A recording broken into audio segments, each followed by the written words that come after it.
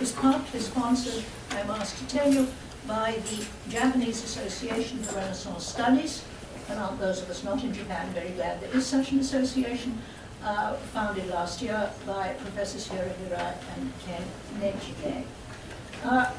We'll hear two papers this afternoon, and we will have a short period of questioning after each paper, and then at this time we'll have some general discussion at the end.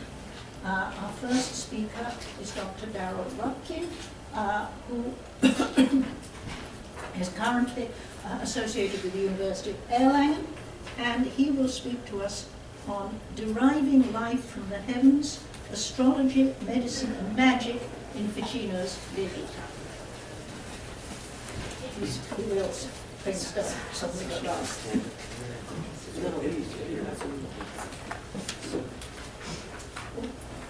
Thank you very much, Nancy and Tony, for commenting, and Hiro for co-organizing, and you all for coming.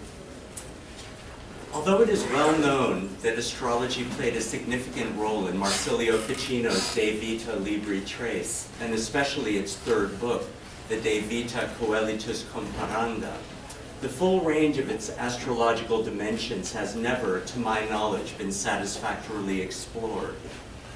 In this talk, I will move towards fulfilling this desideratum by describing three main realms in which Ficino used astrological techniques and ideas towards a primarily medical end, namely practical astrology in general, astrological medicine in particular, and talismanic magic, and all three within the context of his Platonizing articulation and transformation of astrology's natural philosophical foundations. Exploring the astrological dimensions of Ficino's De Vita is an essential part of my larger argument to deconstruct and revise Frances Yates's still influential genealogy of Renaissance magic, as articulated 50 years ago now in her justly famous and extremely fruitful, but in many ways deeply problematic Giordano Bruno in the Hermetic tradition. Among many other things, Yates argued that Giovanni Pico della Mirandola simply added Kabbalah to the deeply astrological, natural magical core of Marsilio Ficino's De Vita. My dissertation and subsequent research have shown that this reconstruction is much too simplistic. Until recently, I had focused primarily on Pico's understanding of what he explicitly calls natural magic. Now I am working more deeply on the several astrological and magical dimensions of Ficino's primarily medical De Vita, some results of which I will present today. I will argue, among other things, that Yates's characterization of Ficino's natural magic as somehow timid in comparison with Pico's turbocharged Kabbalistic magic is also misleading and misguided. In arguing for Ficino's radical transformation of medieval astrology and magic, the radicalism is due neither to promoting astrology nor magic, but to certain other additions that have not hitherto received adequate attention. To reveal them here at the outset, however, would be premature. Due to these additions in particular, we may properly characterize Ficino's configuration as Renaissance, in opposition to the medieval astrological and magical traditions on which he drew. We can only properly make this claim, however, in relation to a reasonably solid and accurate understanding of what medieval astrology and magic were, not simply by beginning our Renaissance story with Ficino and basically ignoring or minimizing the medieval contributions to his thought. I will gesture at some of these broader arguments in what follows. I will begin by generally discussing some features of Ficino's astrological medicine and his range of astrological practices. De Vita, Book 3, Chapters 9 and 10 is, in fact, a mini treatise on medical astrology. The chapters are rich with technical astrological features, including an explanation of several planetary dignities, namely their rulership of zodiacal signs, their terms, exaltations, and faces, or decans, the 36 10-degree sections of zodiacal signs that we see illustrated, for example, in the Palazzo Schifanoia. These astrological features were used in medical analysis for both diagnosis and treatment. In this context, Ficino quotes the ancient medical authority, Galen, to the effect that astrology is necessary for physicians. Astrology is also central to Ficino's analysis for making medicaments and talismans. To this traditional medieval medical astrology, Ficino also adds an astrologically informed analysis of the physiology of human biomedical spiritus at both the individual and the species levels. Ficino also adds an astrological analysis of the 4 degrees of intensity for each of the 4 primary qualities that combine to characterize a person's complexion. For example, that hot in the 2nd degree can be understood as the combination of the sun with Jupiter. In his medical astrology, Ficino uses a broad range of practical astrological features and techniques. In addition to presenting a great deal of technical astrology in these 2 dense chapters, Ficino also demonstrates his comfort and skill in extensively handling astrological material. This contrasts sharply with Pico's early works, where he assiduously avoids astrology, and with his later work, the Disputations against Divinatory Astrology, where he tries to destroy it. Concerning the different types of astrological practice, Ficino here primarily uses nativities and revolutions, but also astrological elections, and all for medical purposes. There are no interrogations, however, even though interrogations were a normal subject of astrological medicine, as Monica Azzolini has recently shown for contemporary Sforza Milan. He also makes a wonderful analogy with medicines. He says that medicines need to be charged by celestial influences. Otherwise, well, he compares them to the relationship of water to wine, those that have been charged like being like wine. Anyway, this is why I write papers instead of speaking extemporaneously. In analyzing how to make compound medicines, which Ficino also uses as a model for the theory and practice of making talismans, there are 3 astrological dimensions and 1 material factor that must be taken into account to make medicines as powerful as possible. The astrological dimensions are, first, awareness of the natural celestial influence inherent in each ingredient of the medicine. For example, peony has a solar influence. Secondly, when medicines with numerous ingredients, such as theriac, are compounded in the correct proportions, this too receives an occult celestial influence in its own right. Finally, when the medicine is compounded at a propitious time discovered by an astrological election, this too makes it more powerful. On this model, but with a much more limited range of ingredients, Ficino also employed an astrologically informed analysis to explain how to make the most powerful talismans, thus using astrology for both magical and medical means towards primarily medical ends. Nevertheless, Ficino repeatedly claimed that medicines were more powerful than talismans, among other reasons because they could be compounded of more ingredients than a talisman could. Using astrological timing or elections in this analysis for both medicines and talismans was also a strictly traditional medieval practice, as theorized and practiced by, among others, Pietro d'Abano in the late 13th and early 14th centuries. Ficino's analysis diverged most strikingly from traditional medieval patterns of analysis, however, when he presented the broader structures of his system, namely the natural philosophical and metaphysical framework within which astrological, medical, and magical practices took place. I will turn to them now and show how these features tended to radically subvert traditional medieval safeguards, and this points to how we can accurately characterize Ficino as articulating a properly Renaissance type of astrology and magic. Ficino seems to have fully embraced astrology's medieval astrologizing Aristotelian natural philosophical core, with its geometrical optical model of celestial influences, as taught in the finest medieval universities from the middle of the 13th century. But he also modified and transformed this core in adapting it to his style of astrology, medicine, and magic. Because if we know anything at all about Ficino, we know that he adapted everything he touched to become part of his brilliantly creative and profoundly eclectic vision. Thus, to the astrologizing Aristotelian core, he added both cosmic and human biomedical spiritus, taken from medieval magic and medicine respectively, which he then linked by the stellar rays taken from the earlier system, although he transformed the stellar rays as well, as we will see. Ficino described this basic structure several times, but most succinctly in Book 3, Chapter 11, where he clearly states the intent of his overall program.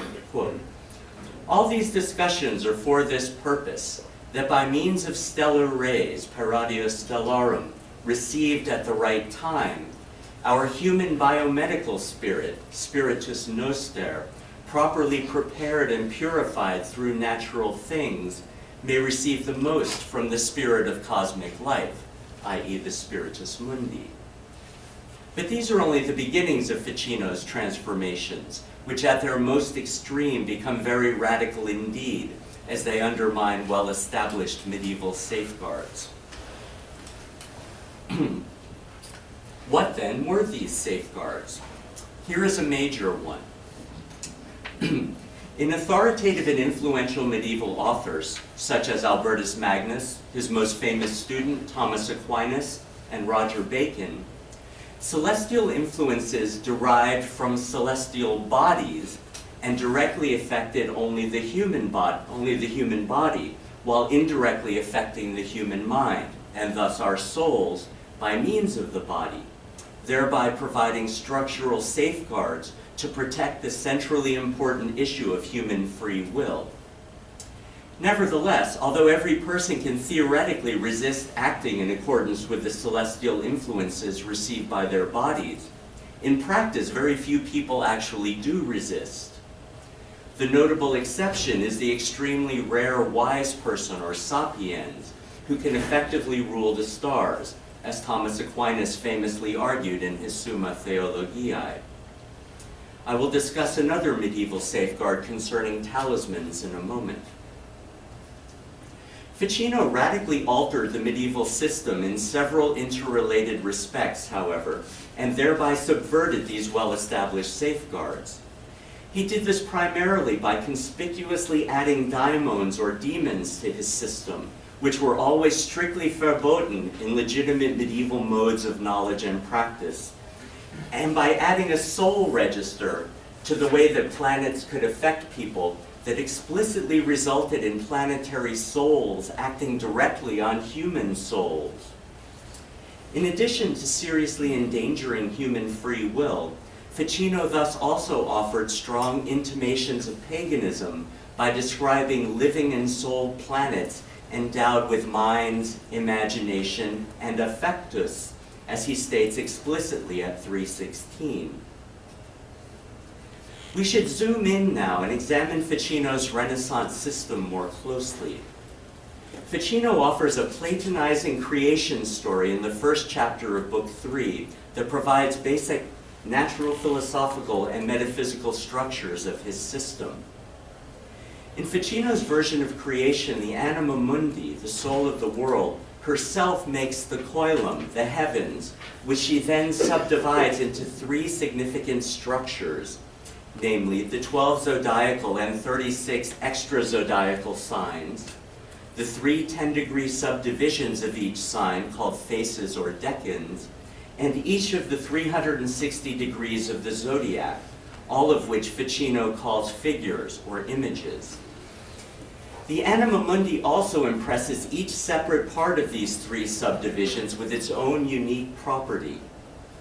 Ficino attributes this system explicitly to the Platonists, but does not name anyone in particular. Ficino then further articulates this structure. Quote, Finally, the anima mundi established certain relations and proportions from these universal images to those universal images, which relations and proportions themselves are also images existing there. But figures of this relational and proportional sort each have their own continuity from the rays of their stars projected towards each other with their own special property. On these most highly ordered forms, the forms of lower, that is, terrestrial things depend, namely, they are arranged from there, unquote. Ficino explicitly states here that the celestial figures and images, that is, the constellations and their parts, made by the anima mundi with seminal reasons derived from the intelligences, provide the formal dimension that both ontologically and epistemologically links the heavens and the earth, with the lower ontologically dependent on the higher. He also mentions the physically linking force within the heavens and between the heavens and the earth, namely the rays of the stars, the radii stellarum. But he does not yet describe how this works in detail, saving this treatment until 316. Ficino continues, now distinguishing the role of the heavens in generation. But let us return to the soul. Quote, when therefore the world soul gives birth to the specific forms and powers of things below, she makes them through their respective reasons with the aid of the stars and the celestial forms. But she produces the endowments peculiar to individuals, likewise through the seminal reasons, but not so much with the aid of celestial forms and figures, as by the location of the individual stars and the relation of the motions and aspects of the planets, both among themselves and with respect to the stars above the planets, unquote. Although he does not say so, Ficino here lifts this description virtually verbatim from Thomas Aquinas' De Occultis Operibus Naturae, but adds the world soul that is not found in Thomas's text. Ficino thus articulates fundamental roles of the signs and the planets in the generation of both species and individuals, and thereby provides for astrology's metaphysical and natural philosophical foundations by embracing the basic medieval structures, but giving them a characteristically transformative Platonizing twist. Within this broader celestial framework, let us now explore two of the more radical elements in Ficino's system. In fact, Ficino immediately announced his use of daimons and an ensouled universe in the title to the very first chapter of Book 3. Quote, in what, according to Plotinus, the power of attracting favor from the heavens consists, namely that well-adapted physical forms can easily allure the world soul, the anima mundi, as well as the souls of stars and daimons, stellarum daimonumque animae.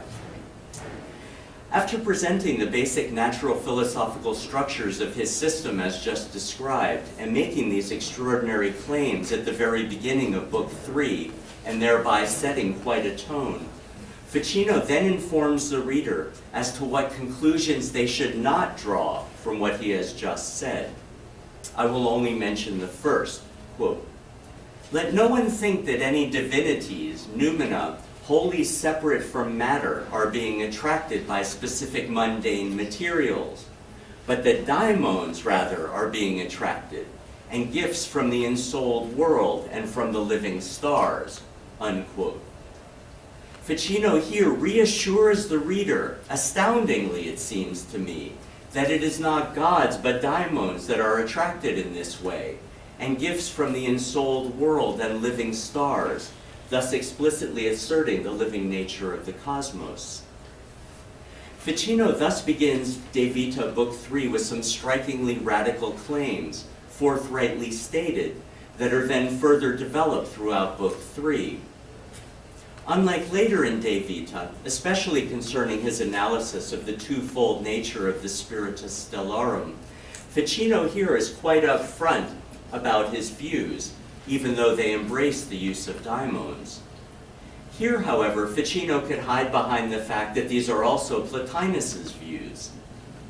Ficino also inexplicitly uses daimons later as well, with no mention of Plotinus, including in his analysis of the series rerum, or chain of being, in 314, where daimons play a central role in their intermediate location between the planets and human beings. Oddly, it seems to me, Ficino is much more obfuscatory about his use of and views about talismans. His prominent use of daimons, however, would seem to trump everything else. Nevertheless, although Ficino distinguishes his brand of magic as natural and non-demonic in his preemptive apology, he never once explicitly defends his highly irregular use of daimons in the De Vita. We should now explore his analysis of the soul register. In Book 3, Chapter 22, Ficino discusses light and heat in relation to occult powers. Quote, "For just as we expose the body in a timely manner to the light and heat of the sun through its daily harmony, that is, through its location, posture, and shape, so also we expose our human biomedical spirit in order to obtain the occult forces of the stars through a similar harmony of its own, obtained by images or talismans, as they believe, and certainly by medicines, and by odors harmonically composed. Finally, we expose our soul, anima, and our body to the same occult forces of the stars through the spirit so prepared for things above, as I have often said. Yes, our soul, insofar as it is inclined by its affection to the spirit and the body," unquote.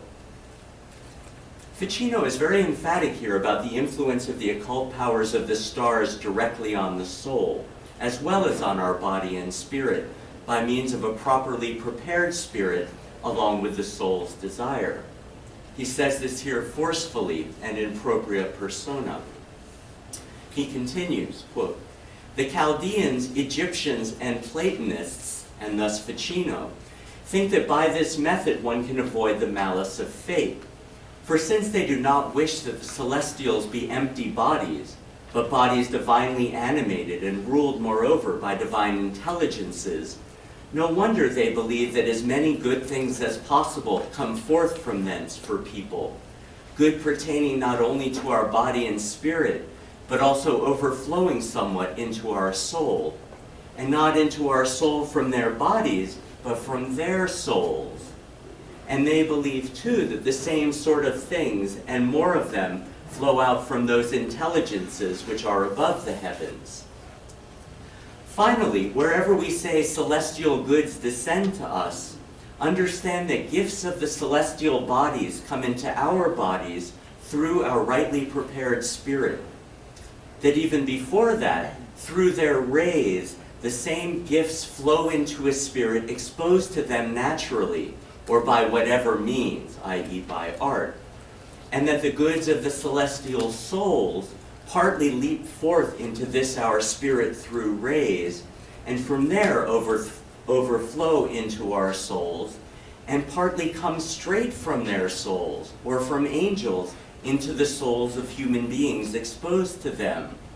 Exposed, I say, not so much by some natural means, as by the choice of free will, or by affection," unquote. Here Ficino states explicitly that the goods of celestial souls can act directly on our souls. There are thus two distinct registers. In the first, the medieval body register, a celestial body acts directly on a human body, but only indirectly on our souls. In the second, however, the soul register, the celestial souls act directly on ours. Here precisely is one great benefit in having a Platonic ensouled universe.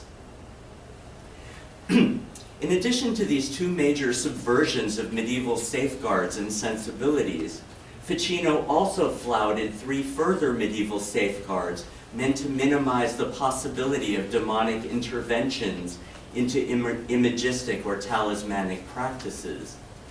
These safeguards were explicitly stated in the deliberately anonymous 13th century Speculum Astronomiae, which Ficino thought was written by the great medieval authority, Albertus Magnus.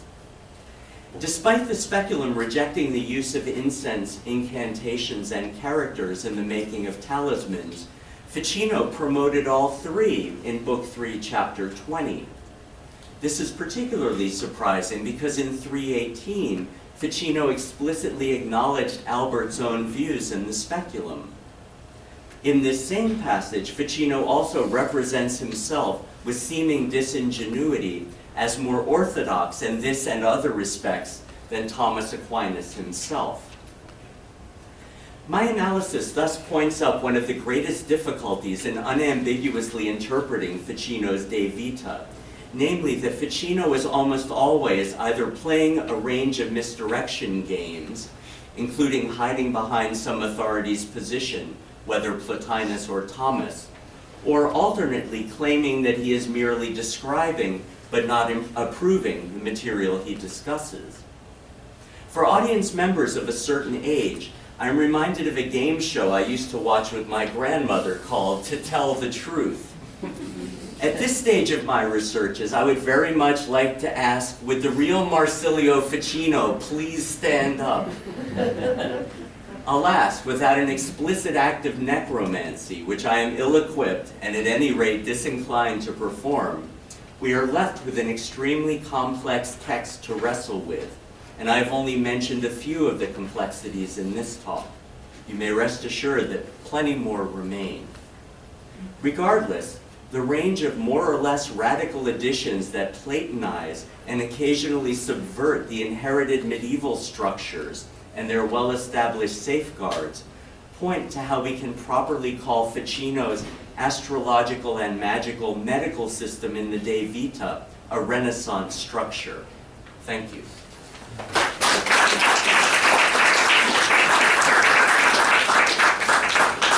have a few minutes for questions specifically to this paper.